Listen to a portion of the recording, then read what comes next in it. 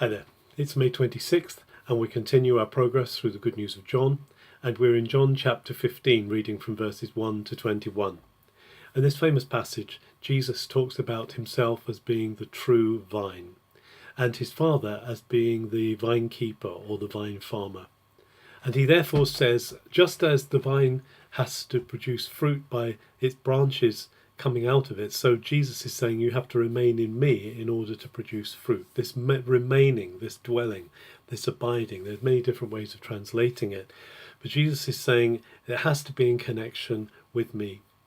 And also he says that there's a possibility that if there's not fruit, if there's not fruitfulness, then there will be removal, because it's about bearing fruit. It's not about just nice foliage. If a vine dresser just comes to a vine and finds just nice foliage, a nice looking plant, he's not going to be very happy with that, because he's actually planted the vines to bear fruit.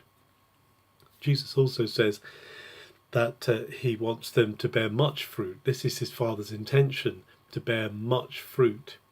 And Jesus is encouraging his followers, he's encouraging his apprentices to continue to bear fruit in him. And so we have to remain in Jesus, we have to remain in his teaching in order to see the fruit born. Jesus says this is a matter of obeying him. He says, if you love me, it's no good just saying, oh, I love Jesus, he's great. But actually love and obedience go together. Love, and the word obey actually in the original, it means to hear, to listen, to come under, to tuck under. And if we listen to Jesus, if we do what he says, then we're showing that he is at work in us, and he's showing that we have love. He's calling us friends. He calls his disciples friends. He says, I'm not calling you servants, I'm calling you friends. But actually also, the servant is not above his master. And then Jesus goes on to say in the latter part of this reading that if they persecuted him, they will also persecute us.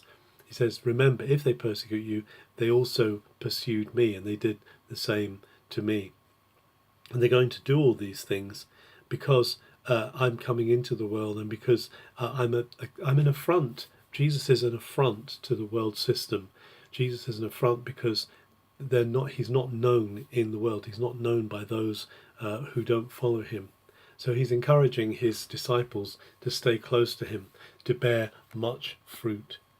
Jesus calls us today to continually seek, to pray, to bear fruit for him, to be those who see people come to him, who see our lives bear fruit for him, see the fruit of the kingdom coming about. Let's pray today that we see much fruit born for the sake of Jesus' kingdom. Have a very good May the 26th.